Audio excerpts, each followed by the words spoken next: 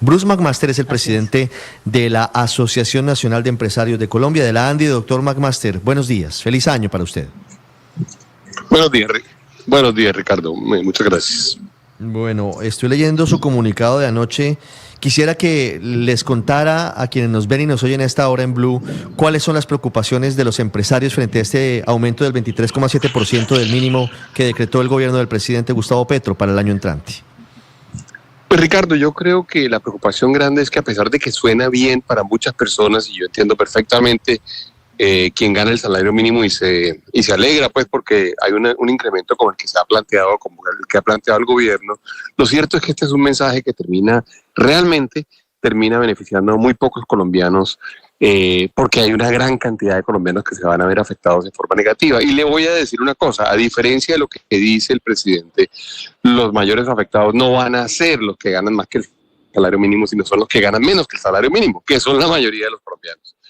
Hay 11 millones de colombianos que ganan menos que el salario mínimo, que no tienen ningún beneficio en este momento, no van a tener ningún aumento, que se ganan cerca alrededor de 1.050.000 pesos y que van a ser quienes van a terminar pagando los incrementos en inflación. Realmente este es un gran golpe a esos colombianos que son los más vulnerables. Es un gran golpe a esos colombianos que son las familias que no han logrado entrar en la senda de la formalidad y que no han logrado ni siquiera llegar al nivel del salario mínimo. Suena bien, suena electoralmente es interesante, suena como alguien generoso, a pesar de que el gobierno no es el que paga los platos rotos, sino lo pagan las pymes, sobre todo lo paga el agro colombiano, lo paga el sector turismo, por ejemplo, el sector comercio. Le voy a confesar algo. Los afiliados a la ANDI no son los que realmente se ven afectados en esto, pero evidentemente Colombia en el grupo grande de esos 11 millones de trabajadores se va a ver muy duramente afectado por la inflación, y eso es lo que vamos a ver en este próximo año. Usted en el comunicado anoche da una cifra, yo quisiera que la redondeáramos, me parece interesante para la discusión. Cada incremento del 1% en el salario mínimo implica aproximadamente 400.000 millones adicionales en gasto público. Hagamos cuentas, esto, haciendo esos cálculos, sacando la calculadora, ¿cuánto adicional implica que necesitan las finanzas públicas el año entrante con base en este aumento, doctor McMaster? Es que imagínese, Ricardo, que la semana pasada nos estaban diciendo que el Estado que el gobierno declaró una emergencia económica por 16 billones de pesos, una emergencia económica porque necesita 16 billones de pesos, y toma una decisión ayer en donde dice, y además de eso, me voy a gastar 9.5 billones de pesos, que es la suma de esos puntos que usted ha planteado ahorita, porque además voy a tener que pagar más pensiones, porque los contratos que yo tengo, que son muchísimos, porque son contratos de prestación de servicios, porque son contratos que tienen que ver, por ejemplo, no sé, con el ICBF, contratos que tienen que ver con todas las personas que le prestan servicios al Estado, tienen una relación directa con el salario mínimo. Vamos a tener que aumentarlo entonces en esos niveles. Usted se va a las entidades, hoy por ejemplo ya nos estaban reportando a nosotros entidades que le están diciendo a los prestadores de servicios, yo solamente le puedo aumentar el 6, a mí no me venga con que le voy a aumentar el 23, y las personas están diciendo, pero ¿cómo así? Si a mí me dijeron que el salario mínimo había aumentado al 23, y las entidades ni siquiera tienen los recursos ni van a tener cómo pagarlo. Suena, digamos, como no estudiado, suena muy improvisado, suena muy electoral. Hemos visto pues al ministro de la política hablando del tema muy activamente, lo cual pues le da una idea, digamos, de qué tan política es esta decisión, pero créame que al final quien va a terminar pagando los platos rotos no son las empresas colombianas, no son los empleadores colombianos. Quienes van a terminar pagando los platos rotos son dos grupos especiales, que son el grupo de los colombianos que no ganan ni siquiera el salario mínimo, que son 11 millones de personas, y las pymes, las MIPYMES y las empresas que se encuentran realmente en el borde de la informalidad, que son muchísimas empresas, que son cerca del 99% de las empresas. Claro. Y dicen ustedes, doctor Bruce McMaster, en el comunicado de ayer, que efectivamente esto es una decisión, la decisión de cambiar la metodología y hablar del salario mínimo vital, que toma el presidente sin consultar, de manera unilateral, que no se discutió, que no fue objeto, digamos, de discusión como tal en la mesa de concertación laboral, más allá de la presentación que hace la OIT. Nos dice esta mañana Fabio Arias todo lo contrario, que claro, que eso fue parte de la discusión y que entre todos se habló y que eso era obvio que íbamos para allá, para el salario mínimo vital. ¿Ustedes graban esas reuniones que tuvieron en la mesa de concertación salarial y laboral? ¿Hay algún registro para poder saber en este cruce de versiones, digamos, quién está siendo fiel a lo que fue la realidad, a lo que pasó? ¿Tienen ustedes manera de probar que efectivamente esto no se debatió? O no sé si hay actas de la mesa de concertación salarial. O actas, claro, exacto. Claro, la forma es pedir las actas, pidamos las actas. Usted tiene como pedirlas como ciudadana, puede pedir, perdón que aquí está pasando un ruido, perdón, pero usted tiene forma de pedir esas actas, pero le quiero demostrar qué tan poco consultado ha sido y qué tan poco conversado ha sido. Si hubiera habido una conversación de esa naturaleza, ¿por qué las centrales de trabajadores pidieron el 16% y no pidieron el 23%, Paola? ¿Por qué? Es decir, porque se les quedaron 7 puntos por fuera, porque se les olvidaron, o porque sencillamente no calcularon, no hicieron bien los cálculos, o porque no se dieron cuenta. No, sencillamente porque esa conversación ni siquiera se dio. Vea, le voy a contar una historia. La OIT tiene un convenio que se llama el convenio 131, en donde comienza a conversar en algunos países y dice muchas cosas en ese convenio alrededor de los ingresos mínimos vitales, y dice se tienen que calcular para cada país con una gran cantidad de consideraciones, por ejemplo, como el número de personas por familia. Ya en Colombia ya no, el promedio de personas por familia no son 4, sino son 3 personas por familia. El presidente dijo ayer que eran 4, no es cierto, son 3 personas por familia. De cuántas personas trabajan en cada familia, entonces si trabajan 1.5, entonces ahí habría una diferencia gigantesca. Y luego dice, tienen que mirar los poderes adquisitivos muy cosas. Pero ese convenio Colombia no lo ha adoptado. Entonces no es obligación para Colombia. Lo que dijo el presidente ayer tampoco es justo, tampoco es ajustado a la realidad. Entonces no solamente no se dio la discusión, no solamente los trabajadores pidieron el 16 y no pidieron el 23, porque esa no fue parte de la discusión, porque si hubiera sido parte de la discusión, pues habrían seguramente pedido el cálculo que presentó ayer el presidente de la República, sino que adicionalmente Colombia no ha adoptado el convenio 131 de la OIT.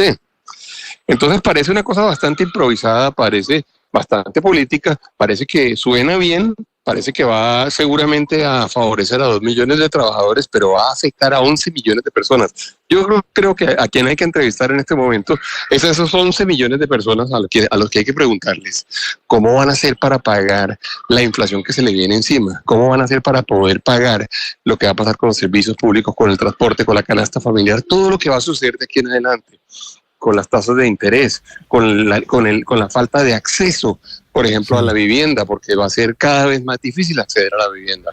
Realmente el problema en que ha metido el gobierno colombiano a más de la mitad de la población trabajadora de Colombia es gigantesco con esa decisión.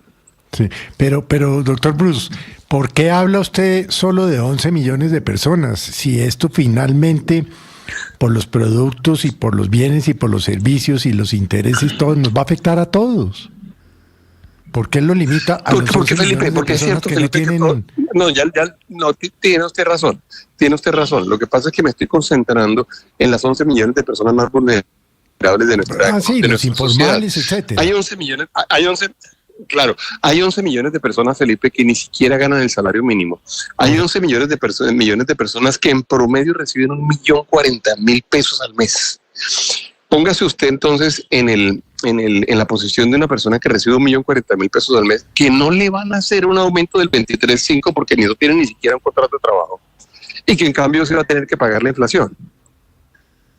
Por eso me refiero a ellos, porque le digo, usted y yo hacemos el esfuerzo y mucha gente tiene cómo hacer el esfuerzo para pagar las cosas más costosas. Sí. Ayer el presidente decía que esto era una discusión, según Pires Rafa, la inflación era una discusión de lucha de clases, dijo él en su alocución, ustedes lo oyeron. Y puede tener algo de razón en el sentido. Que los ricos se gastan 2 millones de pesos en una noche de rumba. Imagínese. Exacto, eso dijo el presidente. Bueno, pero él tiene razón parcialmente, porque sí es una lucha de clases. Es decir, van a ganar más los del salario mínimo y van a terminar pagando mucho más los que ganan menos que el salario mínimo, que son 11 millones de personas. Por eso lo digo, Felipe, porque yo creo que nos estamos olvidando de ese grupo grande de colombianos que además son muy olvidados por todo el mundo. Son muy olvidados por la política pública, son muy olvidados por los políticos, son muy olvidados por la economía en general y definitivamente por el gobierno. Y a ellos no les sube el mínimo, pero sí les aumentará el costo de vida y entonces les va a causar muchos durísimo. líos para poder sobrevivir. Doctor McMaster, una última pregunta. ¿Qué caminos legales exploran ustedes? ¿Hay posibilidades de que la ANDI demande ante el Consejo de Estado este decreto? No, Felipe, perdón, Ricardo, yo no he mirado eso, yo creo que está mal hecho, digamos que el gobierno haya roto todos los canales de la concertación tripartita. Usted sabe que yo me he quejado formalmente frente a no solamente a la Comisión Interamericana de Derechos Humanos, sino también frente a la OIT por un gobierno que no conversa, por un gobierno que no dialoga, por un gobierno que rompió el diálogo social. Lo he hecho y lo voy a seguir haciendo porque me parece muy antidemocrático y me parece un síntoma, digamos, de ruptura de la democracia demasiado duro. Pero aquí en particular yo lo que creo que hay que hacer es hablar con la OIT y decirle, oiga, ¿cómo se toman las decisiones en un país como Colombia? ¿Dónde está el diálogo democrático? Y yo creo, y ese va a ser, en el caso nuestro, esa va a ser la insistencia que nosotros vamos a hacer. Vaya uno a saber si habrá personas que se sientan directamente afectadas por este tema muy fuertemente. Le repito, los afiliados nuestros no son los más afectados por esta decisión. Los más afectados son en realidad las familias colombianas que ganan mucho menos que el salario mínimo. Doctor Bruce, ¿han proyectado ustedes? Claro, es muy pronto para hacerlo porque pues el anuncio lo hizo anoche el presidente, pero ¿cuánto podría esto, si es que tienen los cálculos o basado en su experiencia, en la inflación? Pues hay un cálculo, Felipe, que yo inclusive creo que se lo compartí en algún momento a Paola, donde yo le mostraba que el Banco de la República había hecho un cálculo que decía que por cada punto real se asumía más o menos entre 0.2 de inflación y 0.26 de inflación. Esto le da a usted que cada 5 puntos, que cada 5 puntos de salario se producen un punto de inflación. Entonces, diga usted, este 20% estaríamos hablando de 4% de inflación. Algo de esa naturaleza. Ese fue un cálculo que hizo el Banco de la República, no es mío. Imagínese usted. Alguien me pidió inclusive el estudio. Exactamente. Casi que duplicaría la inflación de este año, doctor McMaster. Casi que se duplicaría la inflación de este año. Pues no solamente la inflación, sino la meta de inflación, el rango máximo de la meta de inflación, que es 4%, se vería duplicado. A uno le parece poco 4%, no es poco. Y entonces ese sirirí que el presidente ha tenido con el tema de la reducción de las tasas, que uno no sabe porque él no le da los elementos de juicio al de la República para poder actuar. Él no le genera el escenario al Banco de la República para poder actuar. Por el contrario, el Banco de la República tiene que estar muy preocupado con lo que sucedió ayer. Yo no he hablado con ningún codirector ni con el gerente del banco, pero ellos sí que deben estar preocupados en este momento respecto a la perspectiva del año entrante. Entonces, ahí hay un tema muy grueso y bueno, y eso va a significar muchas otras cosas. Todos estos temas suenan demasiado técnicos, de difícil transmisión, digamos, en términos comunicacionales. Pero le digo que sí es preocupante, digamos, que se haya tomado toda esta decisión sin tener en cuenta tantas consideraciones. Claro, 9-4 minutos, señor. Quizá hay una consideración electoral que es la que lo mueve, ¿no? Y entonces obvio, ese discurso de ayer fue muy electorales. Claro, se mostró muy generoso y la verdad es que terminó siendo generoso, pero con la plata de las pymes, ¿no? Sí, y al final terminará siendo un tiro en el pie porque afectará a todos los colombianos. Doctor McMaster, muchas gracias y un feliz año de nuevo para usted y para todos en la ANDI. Lo mismo, Ricardo, a todos ustedes, a un abrazo. 9-5, hoy martes